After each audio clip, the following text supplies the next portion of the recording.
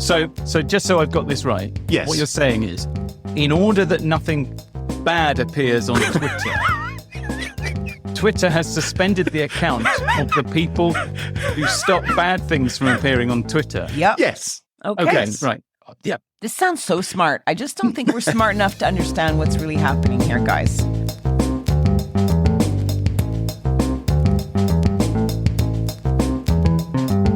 Smashing Security, episode 296, Twitter turmoil, AI animal chatters, and Metaverse at work, with Carole, Theriault and Graham Cluley.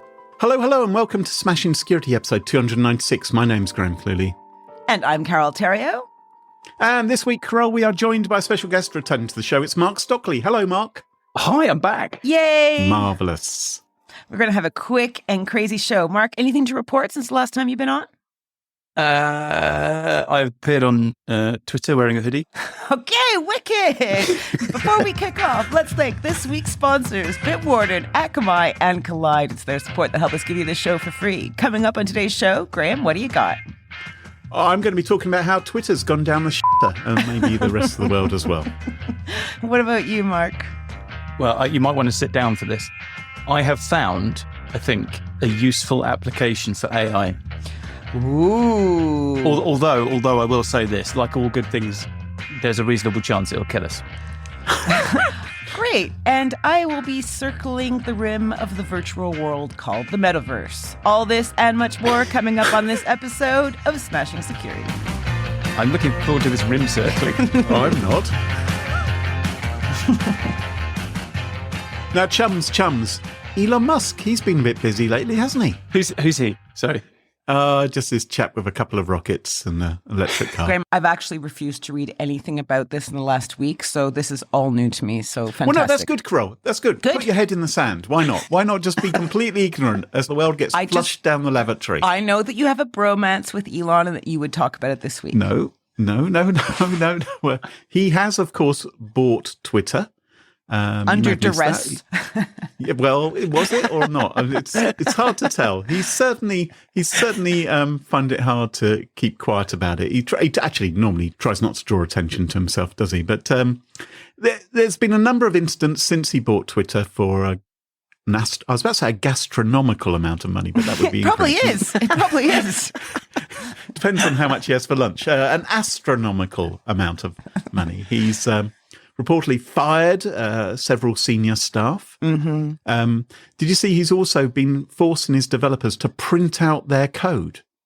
Some of them have even been... But literally? Literally? Yes. Shift P? Print out pages and pages of their code, which they've been doing, because they've said, bring it round to Elon and his team of coders, because they want to go through your code with you and see what you've been working on. Now, there's nothing a programmer likes more than having someone else look at the code and go, no, I think you could have done that a little bit more optimally, couldn't you? Whoa. What if there's like some security flaws in it, though? Wouldn't you want those highlighted so that you... Yeah, famously printing out code and having people read it is an excellent way of finding security. How many letter pages would it be to print out the code for all of Twitter? I don't think it's all of Twitter. I think it's the code they've submitted in the last 30 days or so. So first of all, he wants to see, have you actually been doing any work?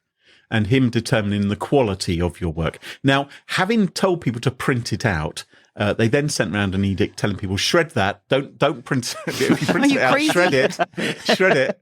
Because obviously what's going to happen if you print out your code? It's going to get left lying around. I'll tell you what's going to happen. Yeah. Because this story makes absolutely no sense at all from the point of view of reviewing code. Okay, I've written code, I've reviewed code. Even if Elon thinks it's a good idea, the people he's brought in will be sat there going, "What? he's going to smoke it. That's all this is. He just wants to smoke Twitter. He's going to do a meme. He's just going to be sat there smoking a bifter out of people's code rolled up.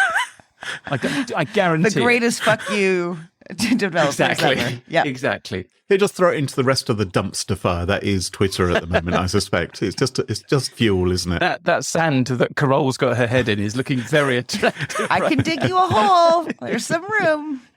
Now, it's also alleged he's going to fire maybe 75%, maybe 25%, maybe 50%, who knows, of the Twitter stuff. Just depends on how he feels at the time. Yeah. And I also read a story saying that, this whole verified tick thing and how they're going to monetize Twitter. So some of us have ticks to say that we've been verified. Have you got a tick? I have a tick. He was very proud of getting not a facial his tick.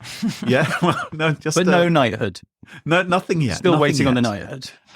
So apparently, according to reports, Elon he's got a team working on this and said, make this happen. I want to be able to say to people, you have to pay $20 per month to have a tick to verify your account. I want it to be live within a week and a half. And if you don't do it on time, you're all fired. So that's what he's told his engineers, apparently, is to do this. That is a recipe for stable and secure code, if ever I heard one. So I'll tell you what will happen in that situation. They will nail that deadline.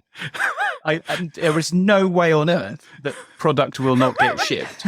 They will spend the next 6 months fixing all the problems in the product that they shipped, but they will ship it on time. Not a doubt in my mind. So Elon has been busy. A number of other things been going on in his account as well. The news media, of course, they're fascinated with the purchase of Twitter by Elon Musk. I don't know if you saw that CNBC interview with two data engineers as they came out of the... Mark, you saw that, did you? Maybe you can describe that to Carole for us. I don't think he's capable. A couple of guys with some brown cardboard boxes claiming to be data engineers working at Twitter had been let go.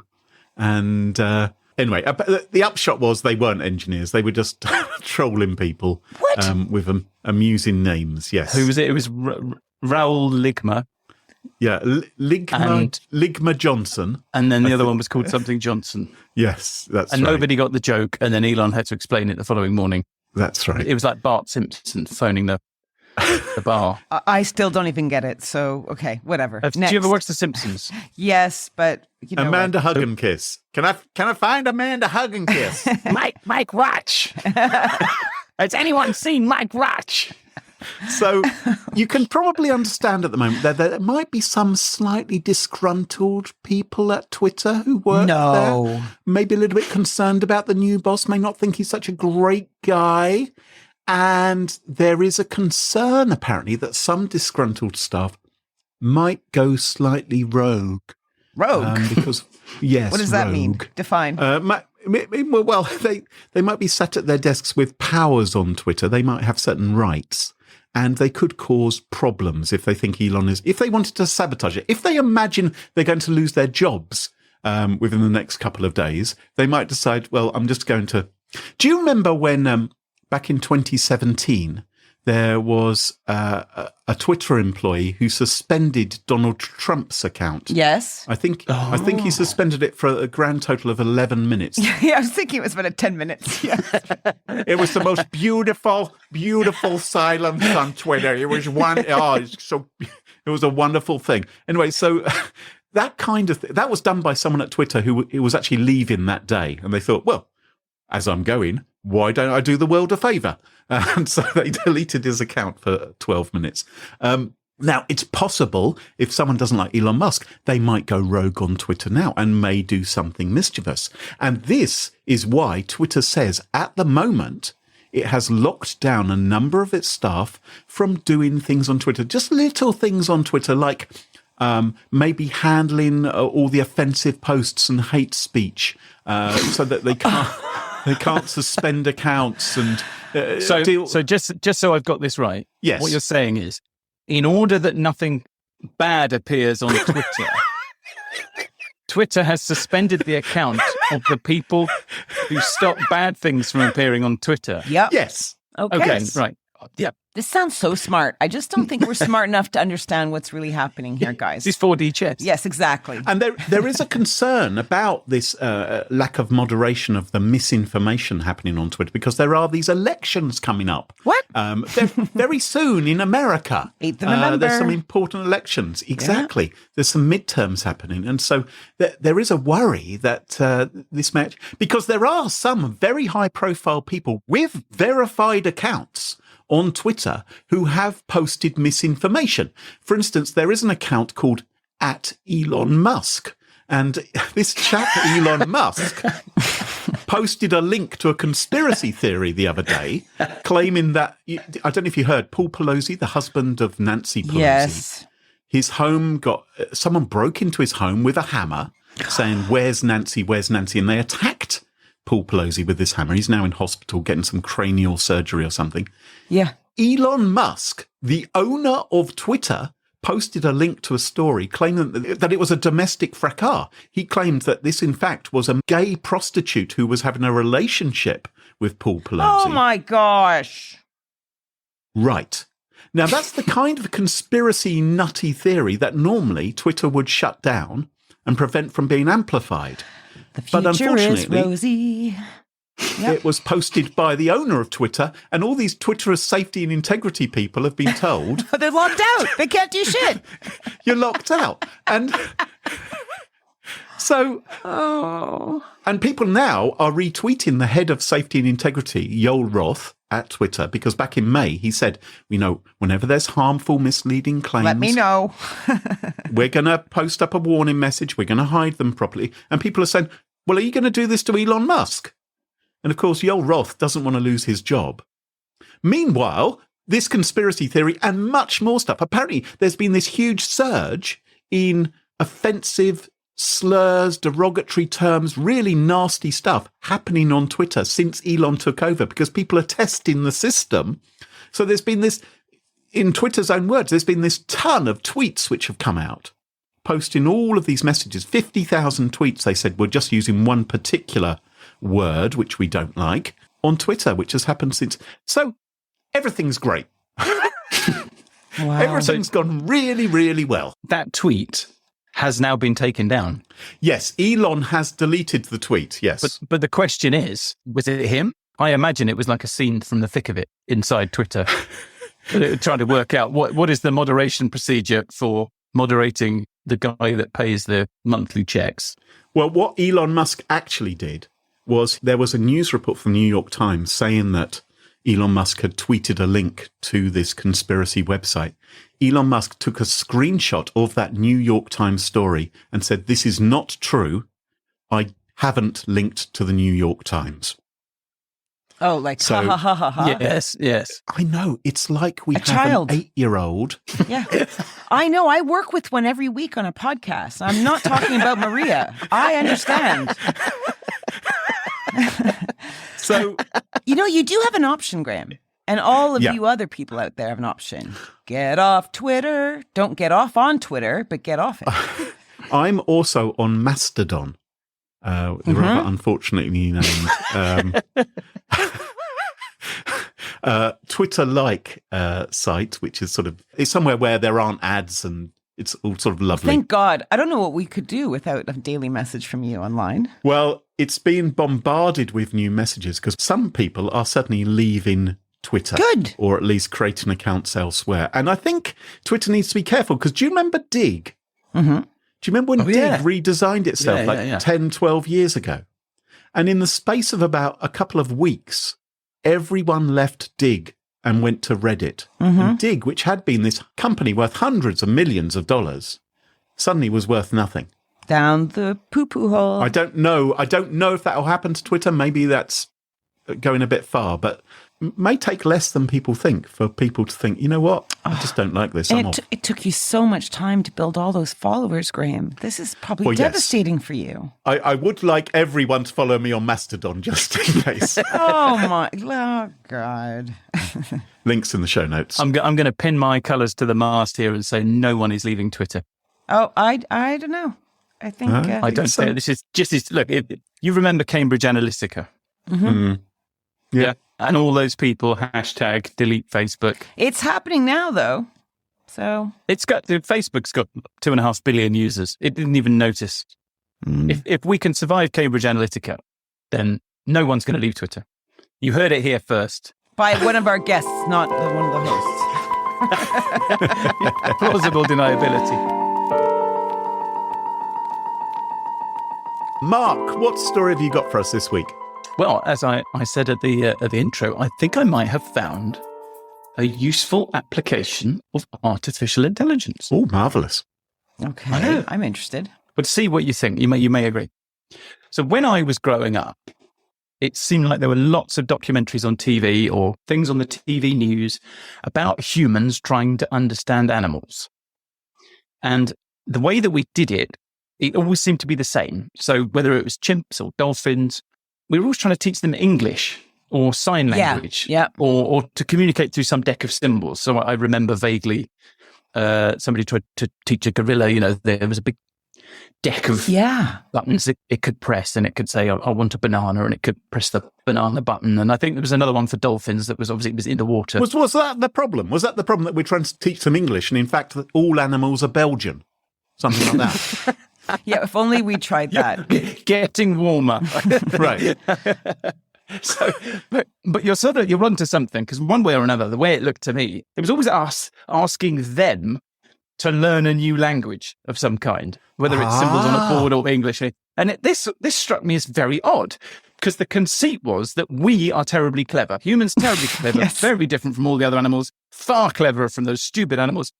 And somehow we use their inability to learn English and sign language or whatever test we set them as proof of our own brilliance. Yeah, it's like Stephen Hawking teaching grade 5 math, So we should have got them to teach us Belgian, is what you're saying. And then we've been able to communicate. You're doing so good. You're on top of this. Carry on, Mark. You're doing great. I don't even know if Belgian is a language. I presume it isn't, actually. I've made a blunder there. Yeah, Flemish, but yeah. Thank you. Yes. Bit of phlegm. Bit of French as well, I think. So I remember seeing these as a child and thinking, hang on, if we're the clever ones, shouldn't we take on the burden of learning their language? Yes. Rather than telling them to learn ours. Well, anyway, as it turns out, there was a whole bunch of other people that had the same thought, and they had a far more productive reaction than I did. Barstool Prophet. Yeah. Anyway, those people went off and actually had careers trying to find out what animals are saying to each other, unlike me. And what they learned and told us is that they're saying an enormous amount to each other. So I'm going to give you some examples. So, for instance, we now know that elephants communicate over vast distances using infrasound, and which humans can't hear. So for years and years and years, we just assumed that elephants made trunk calls. Oh. Yeah. I feel like you've been waiting 280 episodes to make that joke. It was just there. Anyway, elephants make trunk calls, but the sound is too low for us to hear. And elephants have got words for honeybees and humans, and they can communicate the difference between threatening humans and non-threatening humans, which is very useful. You probably know that honeybees communicate all kinds of information about suitable nesting sites and flowers and nectar and things like that using interpretive dance. Yes. Have you seen the waggle dance? Waggle dance. I've done it, mate. Done it. How did that go? Yeah, did you get an injury? Did you get an injury? So I learned today that sperm whales have got regional accents. Did you know that? Oh, yeah, they're all from Lancashire, aren't they? Sperm whales, no, isn't that what well, they mean? have different regional accents. So some of them are from Lancashire. Oh, I see. Oh, right. Okay. I also found out that coral reefs can sing. And microscopic coral larvae, which have got no central nervous system and no apparent ability to hear, will swim towards the sound of a healthy coral reef singing. Oh, that's lovely. I've discovered that birds have a kind of thing. They operate this kind of collective early warning system. So what they do is one of them sees a predator and they will communicate how dangerous the predator is. And then the other birds around it will repeat that. And you get this ripple warning that goes out through the community of birds. And this signal travels at about 100 miles an hour, which means that far away, birds can get minutes of advanced warning about a predator. Fly for your life! You think there's a bird there is like, there's nothing can be done. I shall just stay on this existentialist bird and await my fate. Anyway, this system of early warning is so useful that it isn't just the birds that listen to it. There are other animals that will listen into the birds as well, and they have learned to interpret what those warnings mean. And as I've mentioned before on this podcast, I think even trees have a form of information exchange. And the trees in a forest will use the underground network of fungal mycelium as a sort of arboreal internet. However, it's one thing to witness this communication between two animals or two species. It's quite another to work out exactly what they're trying to say to each other. And that is where I have finally discovered that rarest of gems, a worthwhile application for artificial intelligence. And I learned about this from Vox, which has just published an interview with Dr. Karen Backer, who's written a book called The Sounds of Life, How Digital Technology is Bringing Us Closer to the Worlds of Animals and Plants. Hang on. Oh, why is she putting herself forward for this interview? Why hasn't she put a pot plant forward or some sort of animal? Pot plant. If her AI is so Some impressive. moss. Herbert the spider is going to take over from me right now. Yeah. I'm a bit busy, so here's my chihuahua. You know. Had you considered a career as the sole director of Twitter? You get all the animals on Twitter after this AI. Carry on with your story. Could they get on Twitter? That's my question. That's a brilliant idea. Hold that thought. Okay. So anyway, Vox has just published an interview with Dr. Karen Backer, who's written a book. Vox writes, automated listening posts have been set up in ecosystems around the planet, from rainforests to the depths of the ocean. And all of this recording creates a great deal of data which can't be sorted manually. Enter AI, which of course can sift through mountains of data and find patterns and even perhaps make dictionaries from different animal species words. Right. And one day she conjectures that all of this sifting and sorting of animal communication could lead to a sort of Google Translate for animal languages. And act as an intermediary between us and other animal species. So we might be able to use AI to create two-way communications between us and the animal kingdom. I'm loving that for England and the pheasants, right? During hunting season. These birds that are kept in cages without their mothers and then released into the wild with absolutely no information so that rich people can go hunt them easily. I wonder what they're saying to the people. I think what they're saying is, fuck, will you stop shooting me? Yeah. I think exactly. I was thinking, fuck off, will you? Yeah. Jeez. Fascinating. We needed AI to tell us that. Yeah. And thank God for AI. Wonderful. So, fascinatingly, the earliest stages of interspecies communication have already begun. Excellent. So in the interview, Dr. Backer tells Vox about rudimentary communications with honeybees, dolphins, and elephants. And all of that sounds rather wonderful to me until you realize that humans are involved. And of course, no sooner does she say that we have started to communicate with these things than she offers a great big warning that we might screw it all up and turn it into a weapon and crash an ecosystem. So I'll give you an example. This is the example that she gave to Vox. She says, I'll give you an example. A research team in Germany encoded honeybee signals into a robot that they then sent into a hive. Oh. I hate humans sometimes. The robot was able to use the honeybees waggle dance communication to tell the honeybees to stop moving, and it's able to tell them where to fly to find a specific nectar source. The next stage in this research is to implant these robots into honeybee hives so that the hives accept these robots as members of their community from birth. And then we would have an unprecedented degree of control over the hive. We'll have essentially domesticated that hive in a way that we've never done before, and this creates possibilities of exploitative use of animals. And there's a long history of the military use of animals. So that's one path I think raises a lot of alarm bells. You don't say. No, absolutely. When you said that there's a danger of us exploiting animals through this technology, I thought maybe we'd give them phone calls saying, have you been missold PPI or had a recent car accident? Hi, this is your Auntie Marcia, and I need some money. I need some honey deliveries. Yeah. So she talks about military use of animals, and you probably know about dogs in the military. Maybe you know about dolphins in the military. You work with military dolphins. Yes. And pigeons and doves and everything. Everything they get their They're hands on. very Dogs. militant dolphins, aren't they? They're the ones who wear the berets. Well, apparently, as I was doing some research this morning, there were rumours in the 70s and the 80s that the dolphins were being trained to kill divers. And the person who is responsible for this program says basically you can't teach dolphins to kill people. And him saying that implies that they've tried, doesn't it? Like, turns out they won't do that. Anyway, I think that there is another equally world-altering possibility here, and you kind of hinted at it with the pheasants. Okay, so one of the projects that Bakker is talking about, I think, is CETI, which is spelled CETI, which is obviously supposed to make you think of SETI, which is S. Have you heard of SETI? The search for SETI extraterrestrial intelligence. Yes. Yeah. Yes. Okay, so there's that. And then there's SETI with a C, which is the Cetacean Translation Initiative. Okay. Which is using machine learning and what it calls gentle robotics, because it's 2022. And if you don't say your robots are gentle, we get afraid. You just assume that they're just Boston Dynamics dogs with guns on. Anyway, they're using gentle robotics and machine learning to decipher the communication of sperm whales. And I remember hearing about this a couple of years ago.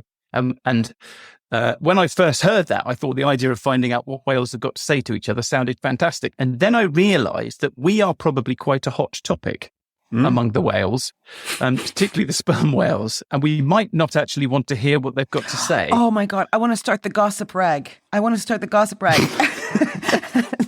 And then another sperm whale said, "You wouldn't believe what humans did yesterday." Well, I imagine we could have one on Sticky Pictures. Yes. That would be great. With a whole other vista of possible guests. Fantastic. I love it. Anyway, I imagine the first thing that the sperm whales would say, if they could talk to us, would be, "Could you turn the noise down, please?" Yeah. No. Because, they've been around for a few tens of millions of years, and they were able to communicate over huge distances, and then boats with engines turned up. Yeah. And suddenly they couldn't, and then boats with sonar turned up, and then they all got headaches and died. Anyway, it's also worth bearing in mind that sperm whales can live for 70 years. And that means that there are probably sperm whales who are still alive now, who were alive during the age of industrial whaling. Yeah. Which only came to a close in 1980. So I think if they're about, they might have something to say. Yes. Anyway, what do you think? So you said you want to know what the pheasants have got to say. What other animals are you dying to hear from? Oh. Giraffes. Do they get sore necks? I bet gerbils have got some interesting stories to share. Oh, let's end there, please.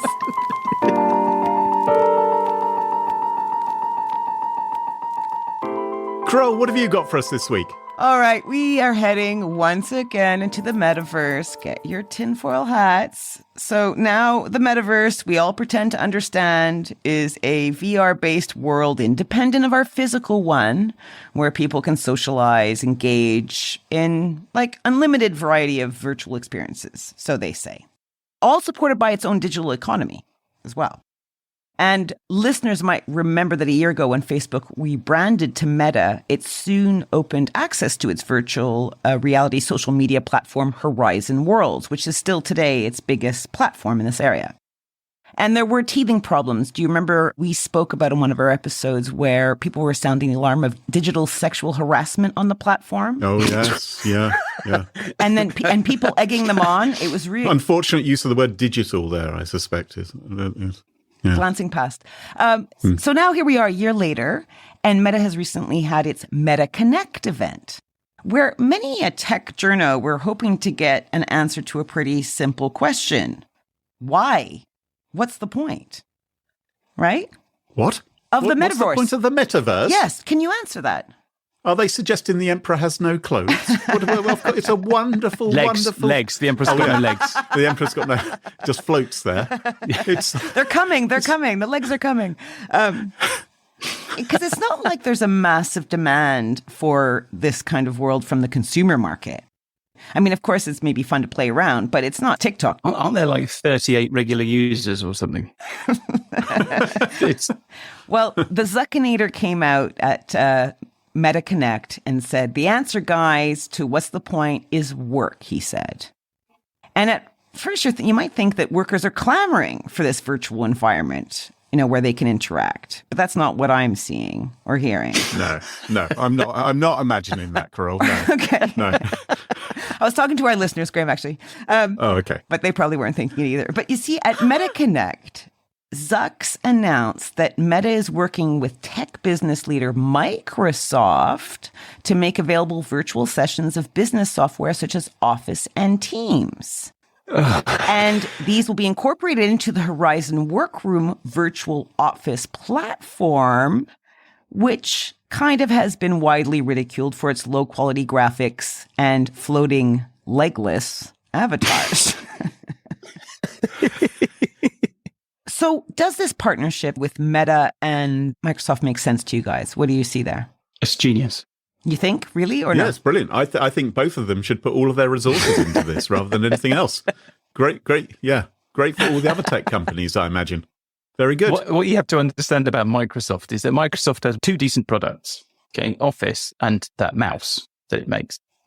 And what it's done is, and because everybody uses Windows and it does all this bundled licensing, it has foisted all sorts of software that people absolutely hate into businesses very successfully over a long period of time. Yes. So Internet Information Server, absolutely terrible, terrible web server, full of security holes when it came out, very widely used. Microsoft Teams. Nobody likes Microsoft Teams. It's way more widely used than Zoom because it just gets bundled in. Microsoft SharePoint, possibly the worst piece of software ever invented anywhere by anyone. It's all through the corporate world because you just get it free. Once you've paid the sky-high license fees for everything you want, you just get it. And that's what will happen with this. And thanks to our sponsors this week, Microsoft, for supporting the show.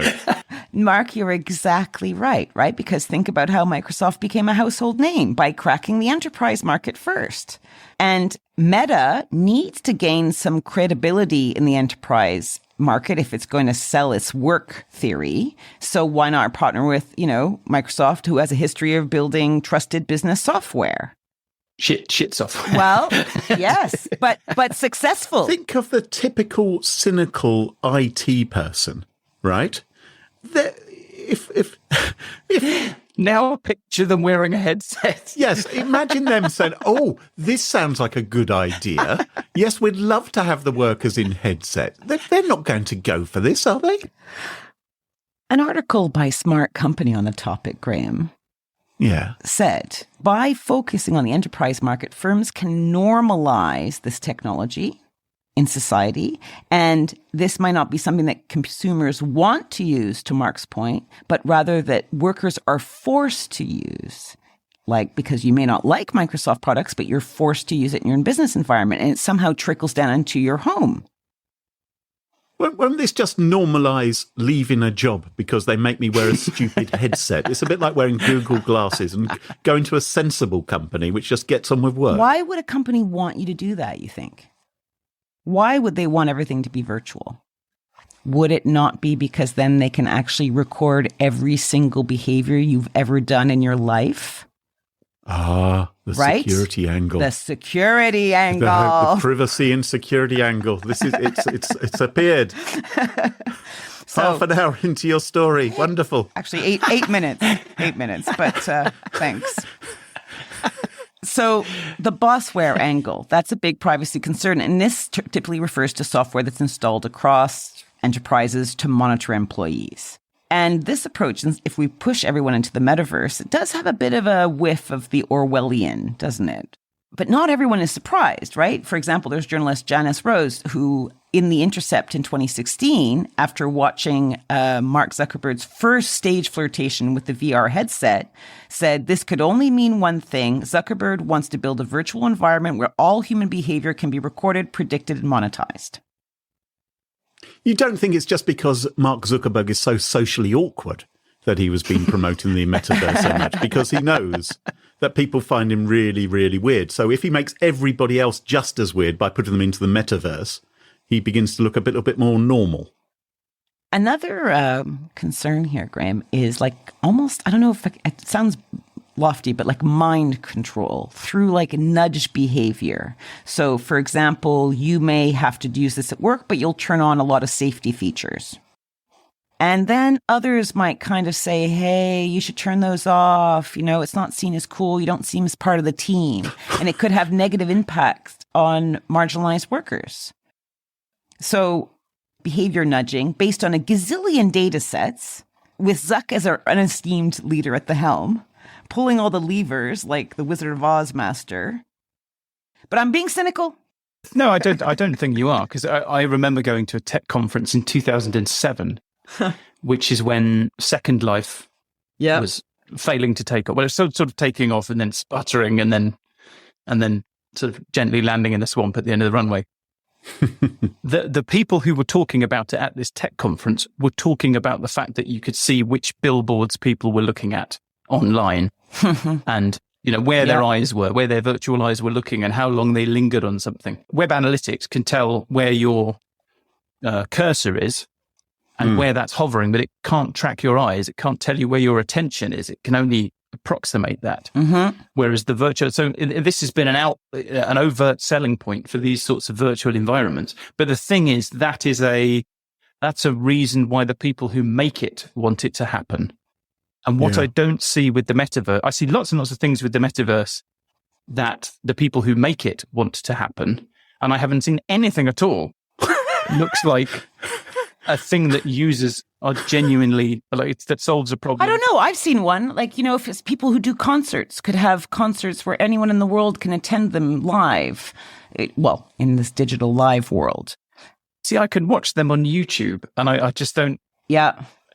I'd rather watch them in their full 4K glory than some sort of weird blobby wax approximation of them. But if you're worried about any security element in this, don't worry, because Meta Technical Chief Andrew Bosworth says he's adamant that they can be trusted to forge this new generation of the internet. Excellent. He has a quote. Frankly, he says, there's no one who's investing more in privacy and data security. Nobody is more focused on this problem than Meta. We are keeping the data that we have taken from you very secure. Fusies! I tell you that the most convincing explanation that I have seen so far for what all this metaverse stuff is really about is the idea of the billionaire's curse, which is that, you make all the money in the world, you've got more money than God, and then one day you wake up and you realize that you're going to die, just like everybody else. And when you get into that sort of fraction of a trillionaire kind of rarefied air, suddenly they get gripped by the need to go and populate other planets and do things like that. And I think that the metaverse, this is not my original thought, I have glommed onto someone else's, but I think the metaverse is Zuck's retirement plan. So when he dies, he's going to upload his consciousness to a fully immersive, fully realistic reality. And the only way he can get there and fund that is if he comes up with something that businesses will buy that looks like a bunch of legless waxworks now. Yeah, exactly. Anyway, have fun, guys. New VR headset only available for $1,500 to $2,000. So, cheap. Have fun. Every day, billions of people around the world connect with their favourite brands online through shopping, gaming, banking, learning, and more. Every second, the internet gets more chaotic, more cyber threats. Securing entire ecosystems, clouds, apps, APIs, and users, that grows more complex, causing friction that slows innovation and hampers agility. With Akamai, cybersecurity can become an engine for innovation and growth. Whether you want to achieve unmatched security with Akamai's suite of app and API protection or embrace a zero-trust architecture, Akamai can help. With insights from the world's most distributed compute platform, Akamai delivers unique security research on the latest attacks and trends on everything from ransomware as a service, gangs like Conti, DDoS attacks, phishing attacks, to help you protect your business. Where else can you take advantage of insights from 7 trillion DNS queries per day? Learn more about Akamai and their security research. Visit their website, akamai.com/smashing. That's akamai.com/smashing. Smashing security listeners, did you know that Bitwarden is the only open source cross-platform password manager that can be used at home, on the go, or at work? Bitwarden's password manager securely stores credentials spanning across personal and business worlds. And every Bitwarden account begins with the creation of a personal vault, which allows you to store all your personal credentials. These are unique and secure passwords for every single account you access. And it's easy to set up. It's easy to use. I honestly love Bitwarden. I use it at home, use it at work, use it on the go. Get started with a free trial of a Teams or Enterprise plan at bitwarden.com/smashing. Or you can even try it for free across devices as an individual user. Check it out at bitwarden.com/smashing. And thanks to Bitwarden for sponsoring the show. The challenge with endpoint security has always been that it's difficult to scale, and when remote work took over, that challenge got exponentially harder. You need visibility into your fleet of devices in order to meet security goals and reduce service desk tickets. But how do you get that visibility when different parts of your company run on Mac, Windows and Linux? Well, you get Collide. Collide is an endpoint security solution that gives IT teams a single dashboard for all devices, regardless of operating system. Collide gives you real-time access to your fleet's data and can do things that traditional MDMs can't. And instead of installing intrusive agents or locking down devices, Collide takes a user-focused approach that communicates security recommendations to your workers directly on Slack. You can answer every question you have about your fleet without intruding on your workforce. Visit collide.com/smashing to find out how. If you follow that link, they'll hook you up with a goodie bag just for activating a free trial. That's KOLIDE.com/smashing. And thanks to Collide for supporting the show. And welcome back. And you join us at our favourite part of the show, the part of the show that we like to call Pick of the Week. Pick of the week. Pick of the week. Pick of the Week is the part of the show where everyone chooses something like, could be a funny story, a book that they've read, a TV show, a movie, a record, a podcast, a website, or an app, whatever they wish. Doesn't have to be security related necessarily. Better not be. Well, my Pick of the Week this week, is it security related? I'll tell you. Anyway, right. I've been, going around on the internet for a little while. And in the last few weeks, I've been a little bit irritated because I go to a website and suddenly in the top right-hand corner pops up a message saying, oh, sign into Google, or, you can register for this site with your Google account. Why don't you? It's like, what? Bugger off. This pop-up appears all the time in the top right-hand corner. Why is it doing this all the time? And all these websites are suddenly saying to me, oh, you can log in with that. You can log in with Google. I don't want it to, right? I've got to. So you press the X and then carry on with your day. Yes. Yes. Okay. Until I go. And that's my Pick of the Week, is pressing the X. I'm going to Mastodon. and I've been a little bit annoyed about this. And because I don't want to sign in with Google, I've got a password manager that I trust to look after all my password security. All the passwords are different. I don't want to sign in with my social login malarkey. And it's always, every website I'm going to, flip off. And so I'm going to tell everyone how to turn off the sign in with Google prompt. I found it on the web, how to do it. I've done it myself, and now I'm very, very happy.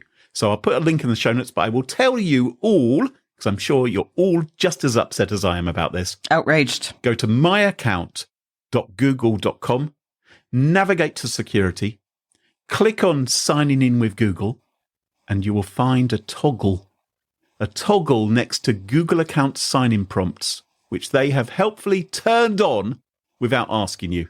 And just turn it off. I must have turned mine off ages ago because I don't have that ever. Well, maybe you're just better than me, Carole. But I doubt that very much, Graham. Very much. Alternatively, just click on the X in the top right-hand corner, and then it disappears. Just be cool. Yeah. Oh, okay. Good for you. Good for you. That's my Pick of the Week. There. Mark, what's your Pick of the Week?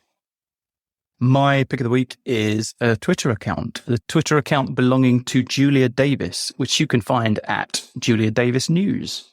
So Julia Davis is a columnist for the Daily Beast, and she has created what she calls the Russian Media Monitor. And this has become must-watch morning entertainment for me. Oh. So when I get up in the morning, I go and have my cornflakes, I get my phone out, and I go and see what Julia Davis has tweeted in the night. Because what she's doing is she is watching Russian state TV so that the rest of us don't have to.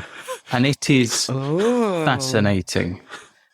Absolutely fascinating. So obviously Russia has invaded Ukraine and is committing all kinds of horrific genocidal war crimes. It's clearly a very, very serious thing. And I don't wish to make light of that, but I do think that gallows humor is inevitable in a situation like this. And I also think it's worthwhile keeping an eye on your adversary.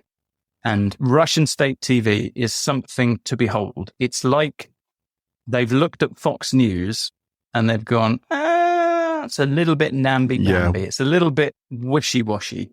And it's where they test out talking points. And you can chart the course of the conflict in the way that they're talking on these TV. Like there's a panel show where they have a ring of very, very unhealthy looking gentlemen generally, all trying to outdo each other for like which bits of Ukraine they should nuke and whether or not they should invade Brussels and whether or not they should invade Washington. And it's quite fascinating to watch, and it can actually be quite useful as well. So you remember not very long ago, they announced this partial mobilization. Yes. Well, just prior to that, the tone on this TV program suddenly changed. And they went from bombast and talking about the fact that they were winning, even though they were had been in retreat for several months. They suddenly started talking about how good their enemy was and how sophisticated the weapons their enemy had got. And it just overnight, it suddenly changed. And the reaction of the people following this account was, a mobilization is coming. Because they're trying to change public opinion. And it was only a few days in advance, but that happens quite a lot. So it's like predicting actions based on indirect messaging through propagandist tactics. Yeah. Exactly. Yes. What do we want the population to understand about this conflict now, even if it's direct opposite of what we said yesterday? But the really interesting thing about this is which bits of American media they like, and they really like Tucker Carlson. So don't we all? He's a great guy. Often play clips from his show, and just today. The clip that was tweeted today, they were talking about how Trump had given them 4 years to prepare for the invasion of Ukraine in the way that he changed the way that the US dealt with Russia. So effectively, it was able to recover from previous regimes of sanctions, and it had 4 years to ready itself. And that was quite interesting too. I'm seeing one of our recent posts right now where she says Russian state TV is telling viewers it's better to die than lose the war to the wicked West. And it claims that if they lose, Russians will be on display in Western zoos alongside the animals. So there's some pretty crazy stuff going on out there. That's pretty standard. Right, okay. But what's interesting there is that they are now talking about it being a war. Yes. And not a special, because they weren't allowed to say war for a very long time. That's right. They've reframed the whole thing. Like you would never, if you watched it, you would never believe that they invaded Ukraine. It's all framed as a war with the West, and it's a war with NATO.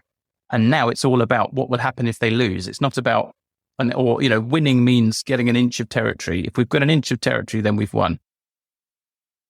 This is all very well, Mark, but is this more important than the pop-up I'm seeing from Google appearing in the corner of my screen?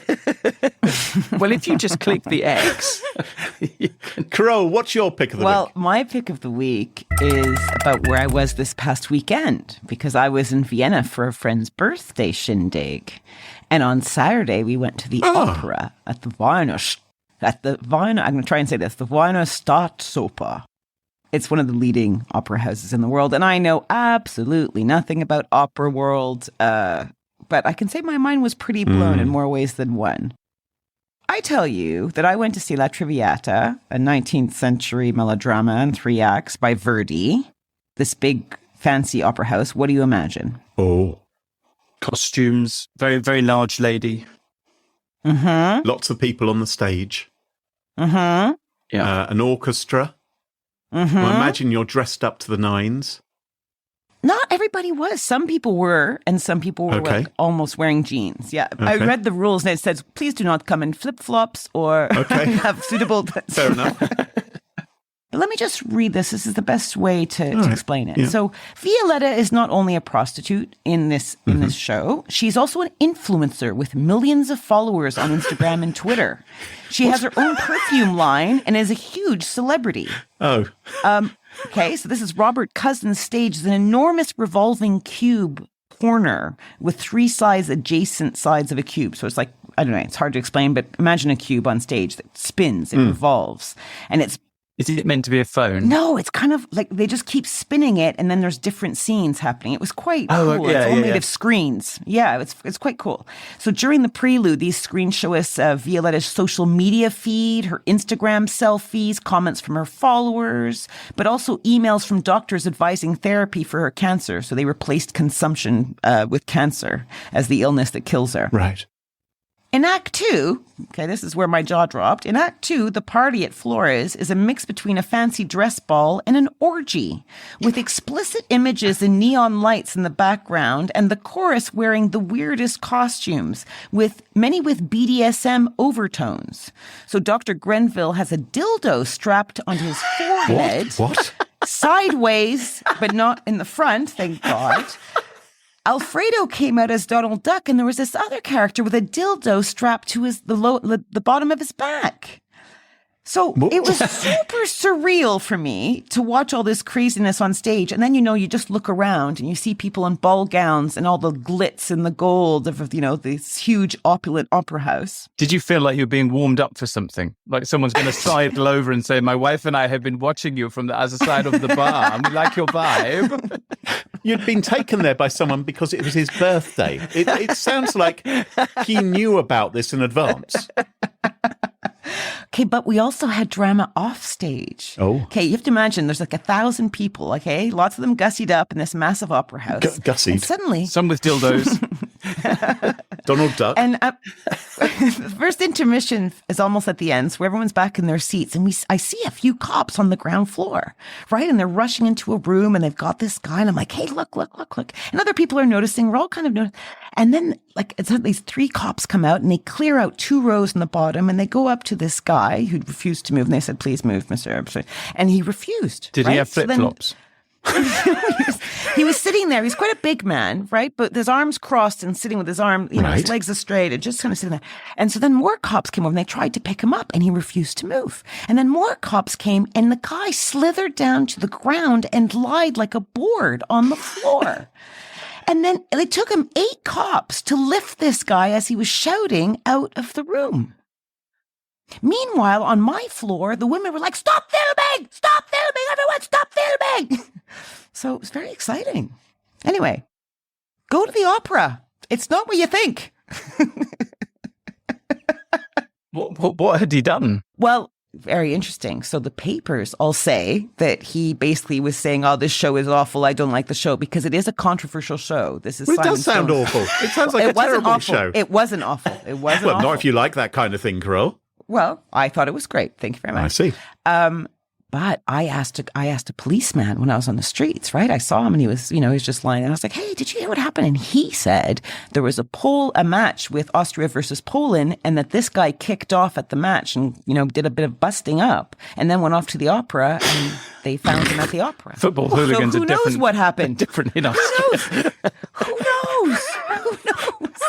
Anyway, my pick of the week is La Traviata. Listen to the opera because it's beautiful. And or you can go see the website. There's lots of history on the Opera House as well.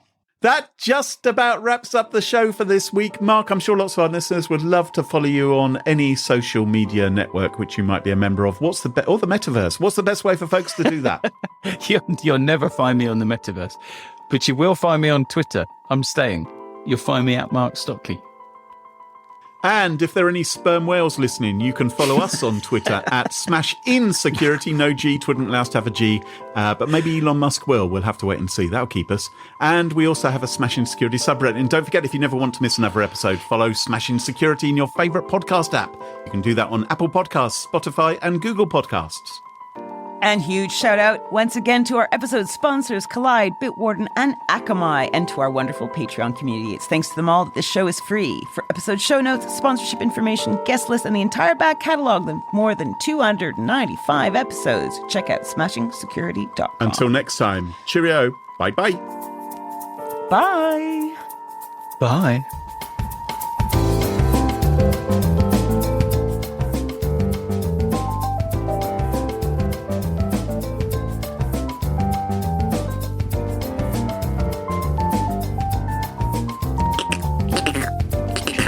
Yuck. What is that? That's my dolphin noise. I was speaking to the dolphins.